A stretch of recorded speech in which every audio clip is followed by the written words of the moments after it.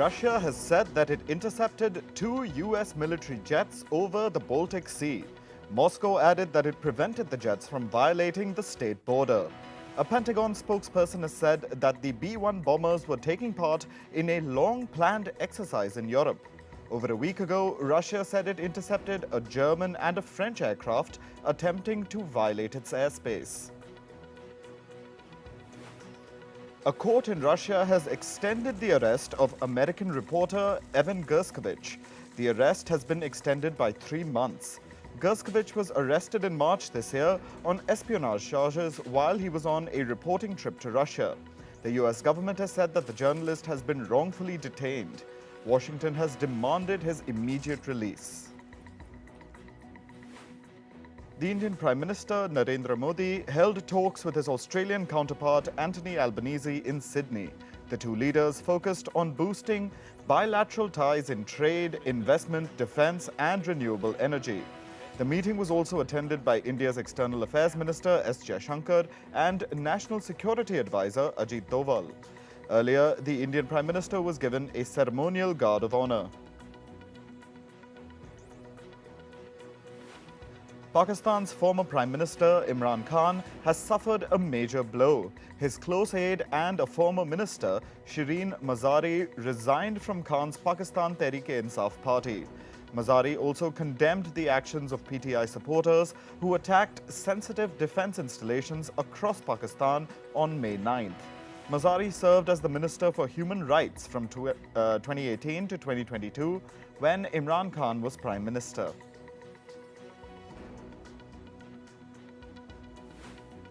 Iranian President Ibrahim Raisi visited Indonesia. He met his Indonesian counterpart Joko Widodo in the city of Bogor. The 2-day visit comes as Indonesia aims to speed up its post-pandemic economic recovery by increasing exports. Widodo said that he and Raisi discussed expanding export opportunities in West Asia. The visit is expected to deepen Iran's ties with Indonesia. Florida Governor Ron DeSantis is planning to announce his 2024 presidential campaign today. This is according to sources familiar with the matter. He's likely to make the announcement during a live audio conversation on Twitter with Elon Musk. DeSantis will be going up against former US President Donald Trump to become the Republican Party's presidential candidate. Giving them things like puberty blockers and doing. Meanwhile, Donald Trump will face a criminal trial in New York on March 25th, 2024. The criminal trial will be held at a time when Trump's presidential campaign will be in full swing. Trump is charged with falsifying business records to conceal a hush money payment to an adult film star. The trial will take place when Trump, who's the leading Republican candidate for the 2024 presidential election, will be traveling across the US to garner support. Bolivian lawmakers from the ruling and opposition parties engaged in a brawl in parliament. They hit, kicked and pushed each other during Interior Minister Eduardo del Castillo's presentation. Initially, the opposition showed banners during Castillo's speech. In response, ruling party lawmakers tried to remove the banners, which led to the brawl.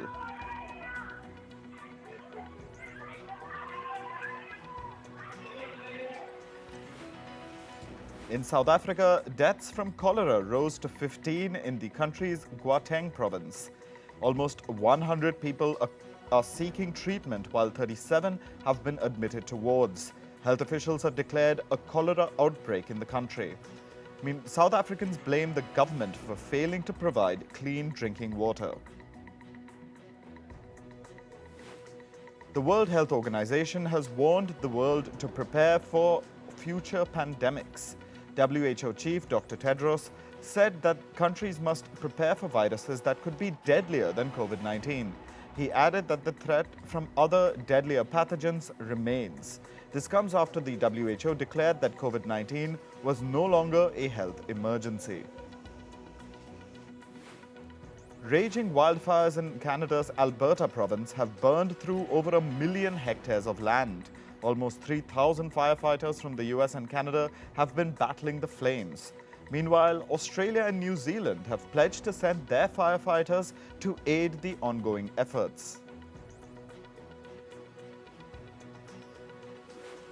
Residents of the US territory of Guam are bracing for the landfall of Typhoon Mawar. Meteorologists have categorized Mawar as a super typhoon with winds crossing 240 kilometers per hour. They predict that the typhoon will be one of the most brutal storms to hit the region in decades. Meanwhile, American forces based on the island have sent their ships away as they brace for Mawar's impact.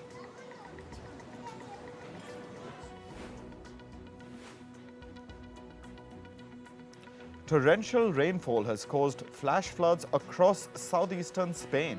The flash floods come after heavy rainfall hit the region after a 6-month drought. Excess water entered homes, submerged vehicles, and led to the closure of roads. Meanwhile, Spanish authorities have shut down schools and other public services.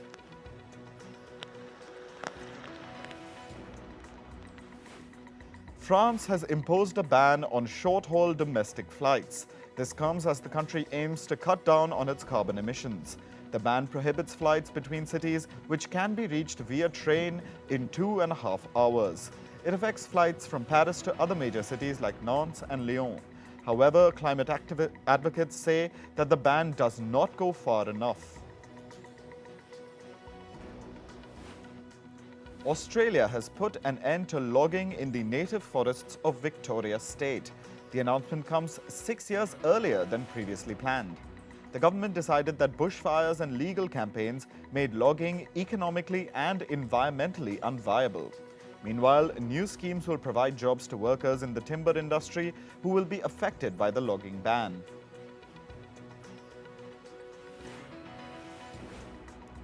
Protesters tried to storm the stage at energy giant Shell's annual shareholder meet in London. Shell chairman Andrew Mackenzie was unable to start the meet as protesters shouted slogans while making a dash for the podium.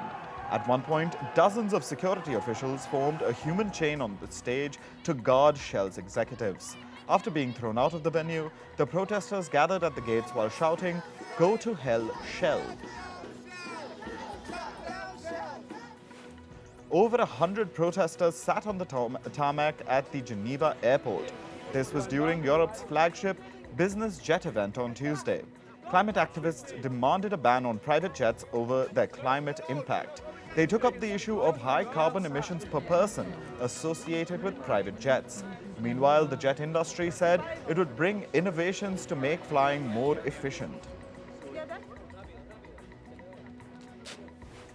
Researchers have found that climate-related disruptions pose a risk to water and energy supplies in 16 Asian countries. They warned that at least 10 Himalayan rivers face the risk of drought.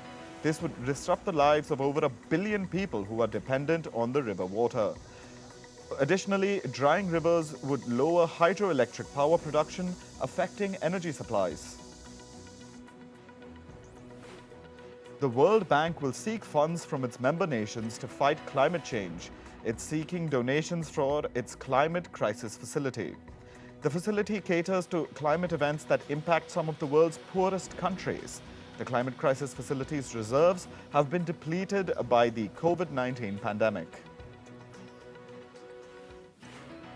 Finance services company JP Morgan has agreed to spend more than $200 million on carbon-removing technologies.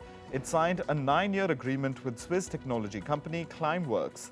The money is to remove 25,000 tons of carbon dioxide from the air.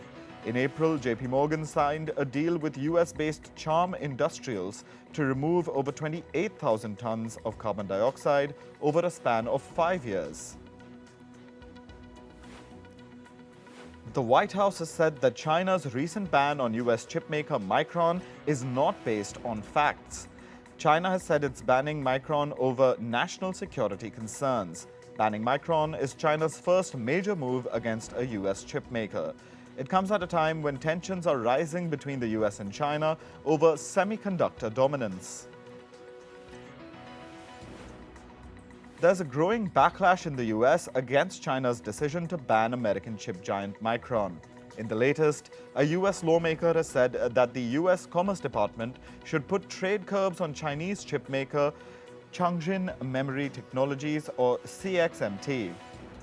CXMT is China's leading producer of DRAM memory chips. South Korea has asked the US to review its criteria for new semiconductor subsidies. South Korea is a leading chip maker.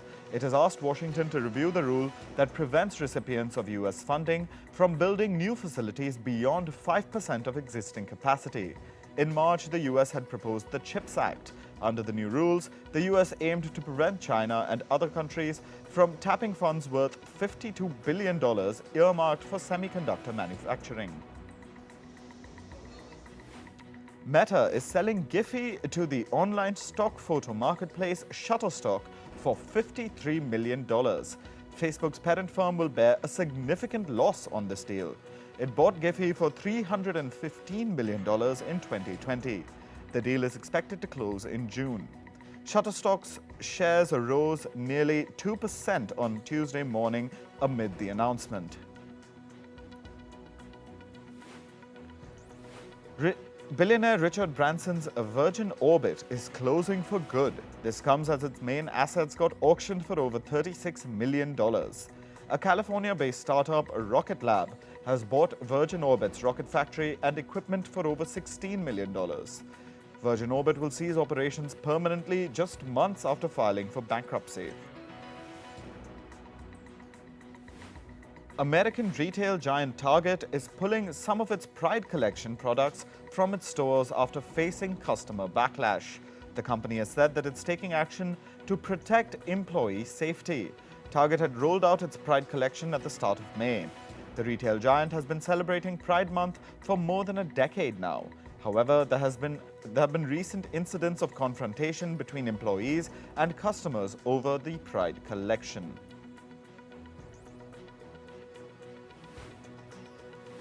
US-based artificial intelligence company Anthropic has raised $450 million from investors, including Google and Spark Capital.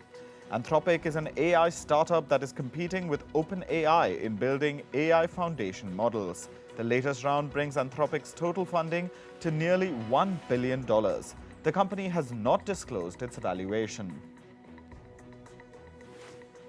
The Mexican government has said that it's looking at the possibility of buying a majority of shares in Citigroup's local retail unit, Banamex.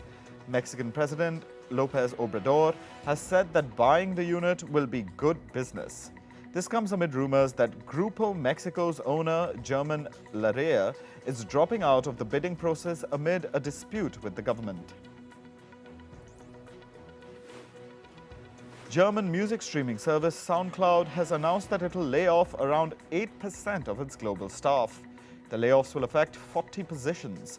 This comes after the company had laid off 20% of its employees in August last year.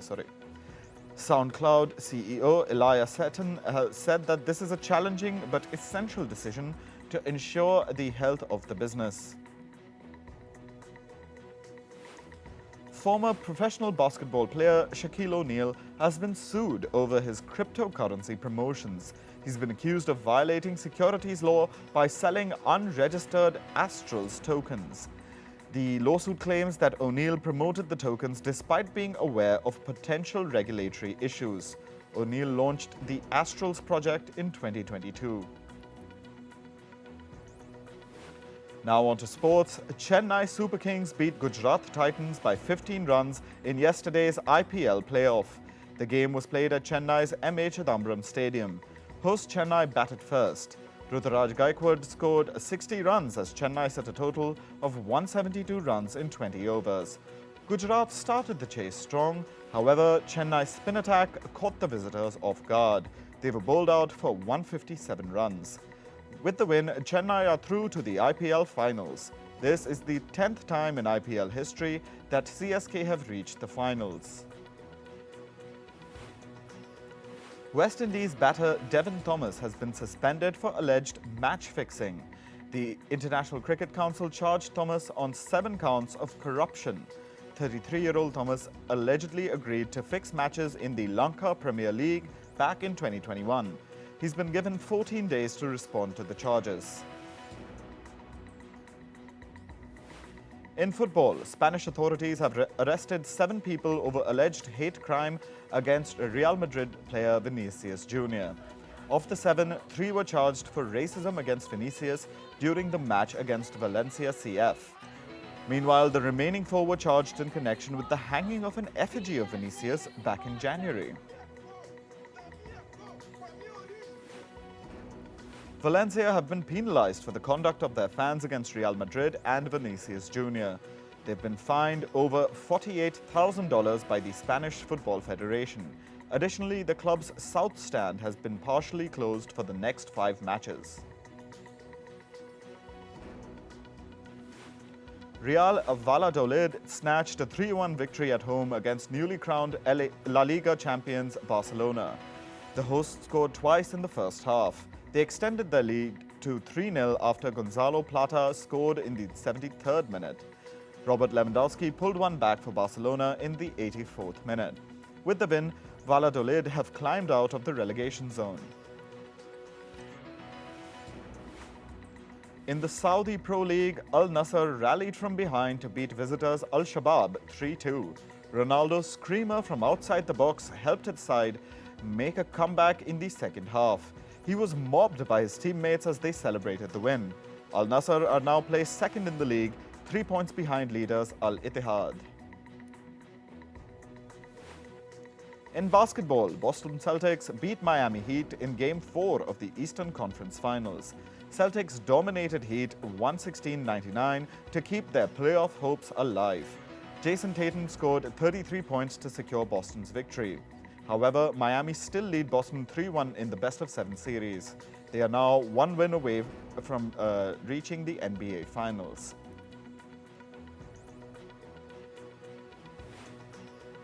India's table tennis star Manika Batra advanced in the ongoing World Championships in Dublin, Ireland. Batra beat her Singaporean opponent to reach the women's round of 32. With the win, she's now the best performer from India in the singles category at this year's championships. Indian tennis veteran Rohan Bopanna has climbed back into the top 10 doubles rankings. 43-year-old Bopanna is now ranked 9th. He began this year's season placed 19th and jumped 10 spots after winning the ATP 1000 Masters in March. Bopanna has returned to the top 10 rankings after a gap of 7 years. The World Athletics Body will introduce new short track competitions this year. They're intended to replace indoor races, particularly the 200 meters event. The change is being made to accommodate hybrid venues in cities that have a shortage of indoor spaces. The move will allow temporary track races to be officially recognized for awards and rankings. Now, moving on to entertainment, Robert De Niro's Tribeca Enterprises is set to release the 30th anniversary restored edition of A Bronx Tale. The 1993 film was the directorial debut for the actor. The restored version will include exclusive interviews with De Niro. It'll be available on Blu-ray, streaming services, and video-on-demand platforms from the 12th of September. Actor Eva Longoria has called out Hollywood over the lack of opportunities for female talent. She spoke about the inequality in Hollywood at the Caring Women in Motion talk at the Cannes Film Festival. The Latino actor says that a white male can direct a $200 million film, fail, and then still get another chance. Longoria is making her directorial debut with the film Flamin' Hot. The film will release on the 9th of June. Actor Adam Driver is set to flag off the motorsport event Indianapolis 500. He will wave the green flag for the 107th edition of the event on the 28th of May. Other celebrity attendees at the event this year include singer Jewel and actor Stephanie Beatrice. Saudi Arabia's ITRA Film Productions has launched a fund for international filmmakers. The fund will help filmmakers shoot fully financed movies in the kingdom. Local talent and crews will also benefit from these cross-cultural projects.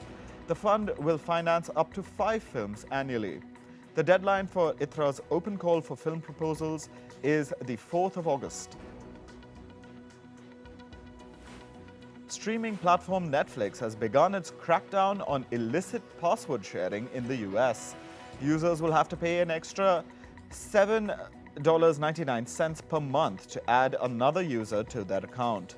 The new policy applies to those who share their logins with friends and family outside their household. Moreover, Netflix will start blocking users with unauthorized access. K-pop band New Jeans has been named among the 2023 Next Generation Leaders by Time magazine. The all-girl group released their debut album in August 2022. The band became the fastest Korean act ever to hit 1 billion Spotify streams. This was within just 219 days of their debut. In August, they will become the first K-pop girl group to perform at the music festival Lollapalooza. The MTV Video Music Awards, or VMAs, are set to return to New Jersey. This is for the second consecutive year. The 40th edition of the show will take place on the 12th of September. It'll be telecast live in over 150 countries. Music festival Global Citizen has set Paris as the venue for this year's concert. Singers Billie Eilish, Jon Batiste, and Lenny Kravitz will feature in the lineup. The concert will be live streamed on the 22nd of June. The aim of the festival this year is to press governments and the World Bank to act upon climate change. The date and venue for the concert were chosen to coincide with the summit for a new global financial pact. The season 23 winner of music talent show The Voice has been announced. 19-year-old Gina Miles was crowned the winner. During the show, she was coached by Niall Horan. The season also saw veteran coach Blake Shelton leave the show after a 12-year run. Rapper Ice Cube is the latest celebrity to voice concerns over AI-generated music. He has called AI demonic and said that he doesn't want to hear AI-generated songs. He added that he would sue anyone who makes anything AI-generated featuring his voice. Earlier, music producer Pete Rock and singer Sting had warned against the influence of AI on music.